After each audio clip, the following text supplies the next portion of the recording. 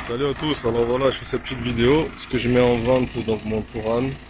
Donc mon Touran NT2 de 2009 en 2 litres TDI 140 chevaux, c'est le poids de moteur c'est un BMM en configuration 7 places et en finition Cava. Donc comme vous pouvez le constater, la carrosserie elle n'est pas parfaite, comme vous voyez là par exemple il y a un petit pote sur la carrosserie. Et néanmoins, il présente plutôt bien dans l'ensemble. Donc il totalise 159 000 km, on va arrondir à 160 000 km. Il n'y a aucun frais à prévoir dessus. Donc je vais vous énumérer tout ce qui a été fait dessus. Ça a été fait tout en même temps à 155 000 km. Donc il y a 5 000 bornes. Donc on va commencer par le plus gros frais, donc ça a été la culasse. Donc il y a eu la culasse de refaite entièrement dessus. C'est-à-dire joint plus nettoyage des soupapes. On en a profité pour refaire les poussoirs.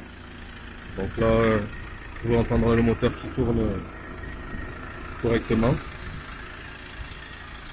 Ah, donc je disais, donc il y a 5000 bornes, donc culasse qui a été faite, il y a le turbo qui a été changé, la batterie, vidange avec tous les filtres, la base, et avec un traitement au P18, pour ceux qui connaissent. La boîte, il est en DSG6, donc la boîte DSG elle a été vidangée, également traitée avec le P18. Elle fonctionne très bien, très douce, il n'y a aucun souci. Je vais vous montrer un petit peu l'intérieur. Ce qui est assez sympa dans cette configuration. J'avais jamais vu moi personnellement de Touran en cuir Python. Il est pas mal optionné, je vais pas dire full option, mais il est pas mal optionné. Donc voilà, au niveau des sièges, ils ont quand même bien vieilli.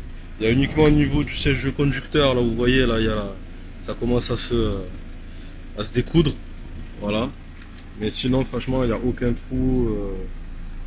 Voilà, je trouve que ça a assez bien vieilli. Je vais vous montrer les places à l'arrière.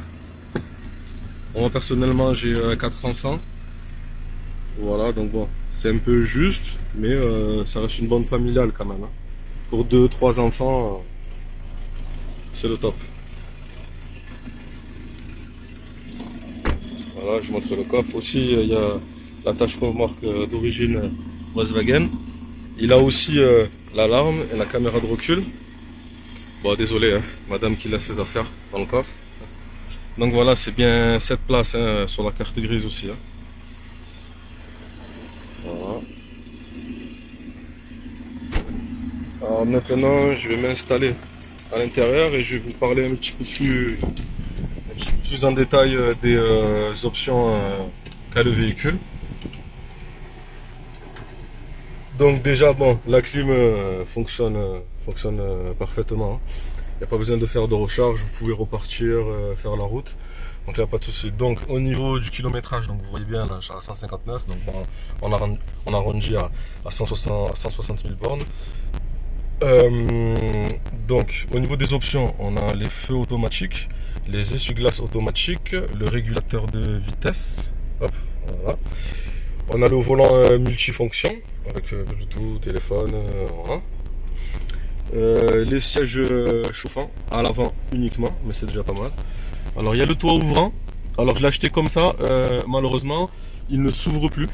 Donc bon, moi ça m'embêtait pas plus que ça, donc j'ai pas cherché plus loin. J'ai laissé comme ça parce que ça fait quand même un puits de lumière. Et pour moi le toit ouvrant, ça fonctionne, enfin c'est ce que je préfère. C'est pas forcément de l'ouvrir, mais au moins d'avoir de la lumière. En plus, bon, on a les vitres teintées, bon, comme vous avez pu voir, que à l'arrière, donc à l'avant c'est bon, donc pour le contrôle technique, il n'y a pas de souci. Ensuite, comme j'ai dit, bon, désolé, j'ai pas fait le nettoyage intérieur, j'ai fait que l'extérieur. Donc vous avez une boîte DSG6, donc qui a été vidangée elle aussi, donc tout a été fait en même temps. Il y a 5000 bornes, donc quand le véhicule avait presque 155. Voilà, donc bon, il y a des petits tapis en caoutchouc pour les enfants, ça c'est pratique quand ils ont les pieds pleins de terre. Voilà. Alors ça c'est pas d'origine, c'est moi qui l'ai installé, donc c'est un Android CarPlay, donc connecté sur son téléphone. Donc enfin, bon là il n'y a pas photo, hein. Maintenant vous avez Waze, tout ça. Même quand je mets la marche arrière, c'est bien synchronisé avec la caméra. Voilà, on dirait que c'est d'origine. Donc là vous avez le pictogramme pour les radars. Là si je veux l'enlever, hop, voilà, je peux l'enlever et le remettre. Voilà, donc là il n'y a pas de souci, ça fonctionne très bien. La boîte à gants est réfrigérée aussi. Voilà, donc vous avez du feu Big Xenon directionnel. Et puis voilà, hein, au niveau des options. Donc on est plutôt pas mal sur un Touran de ces années-là quand même. Alors je tiens à préciser au niveau du moteur, vu que j'ai changé le turbo, le catalyseur et le filtre à particules étaient encrassés.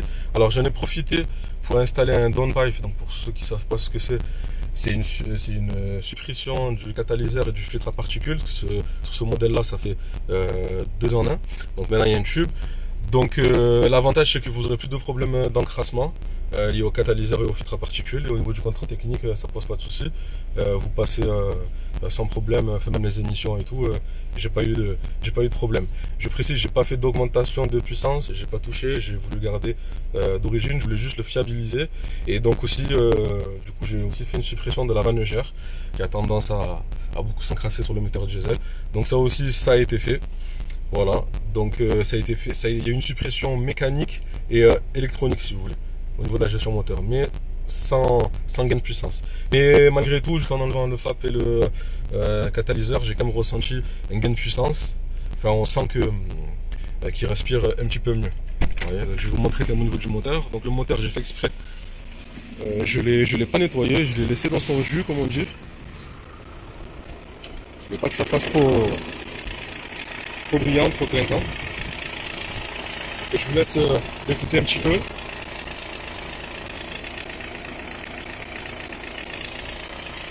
Donc filtre, donc tout ce qui est, comme j'avais dit, tous les filtres ont été changés. J'en ai profité juste pour mettre un petit filtre Cayenne, histoire qu'il respire un petit peu mieux et que on n'ait plus à le changer. Il faut juste le sortir et le nettoyer en même temps que les vidanges classiques. Ensuite, je ne sais pas si je l'ai précisé, mais il y avait le kit de distribution, donc bien sûr, qui a été fait, avec les galets tendeurs et enrouleurs, la pompe à eau, le boîtier de préchauffage ainsi que les 4 bougies de préchauffage aussi. Donc tout ça a été fait, je tiens vraiment à le préciser, en même temps. Donc il y a 5000 bornes. Donc vraiment, là, vous partez sur un véhicule clé en main, il n'y a aucun frais à prévoir. La seule chose que je devais changer, c'était les pneus à l'avant étaient fatigués. Donc là, comme vous pouvez le constater, ils sont en très bon état, ils sont quasi neufs. Hein. À l'arrière, ils ont encore de la marge. Voilà, donc écoutez les amis, moi j'en demande 7000 € à débattre dans la limite du raisonnable. Je tiens à préciser que le véhicule sera vendu à jour de sa carte grise, avec ses 2 clés et son contrôle technique de moins de 6 mois. Donc sans contre-visite, hein, bien sûr. Voilà les amis, donc s'il y a des intéressés, il n'y a pas de souci. Vous savez, si vous avez besoin d'autres infos complémentaires, il n'y a pas de souci, je vous répondrai. Et pour ceux qui se demandaient pourquoi est-ce que je voudrais le vendre après tous ces frais-là, tout simplement c'est que je veux passer sur un 7 places, mais en essence cette fois-ci, pour le passer au super éthanol. Parce que moi c'est un véhicule il fait maximum 20 bornes par jour. Donc pour un diesel c'est pas le top. Donc j'ai une consommation au maximum, on va dire. Parce que je suis pas dans une utilisation optimale de mon véhicule comme c'est un diesel. Donc voilà, je voudrais passer à l'essence pour ensuite le convertir à l'éthanol. Ce qui me semble plus pertinent pour l'usage que j'en fais quoi. Voilà. Ah oui, et dernier petit détail, c'est vrai que j'avais oublié ça, je vais vous le montrer. Au niveau de la sono, bah il y en a qui ont pensé que c'est tuning, mais bon, c'est pas grave. J'ai installé un petit ampli, un petit caisson ampli, hop, voilà, ici. Bah, écoutez, c'est assez discret et il y a plus de basse, le son est meilleur sans que ça encombre trop le véhicule, hein, parce que j'avais besoin de place. Donc voilà, ça peut se retirer pour le futur acquéreur, il n'y a pas de souci. Voilà, bah écoutez, si vous avez d'autres questions, comme je l'ai dit, il n'y a pas de souci, je suis là pour vous répondre.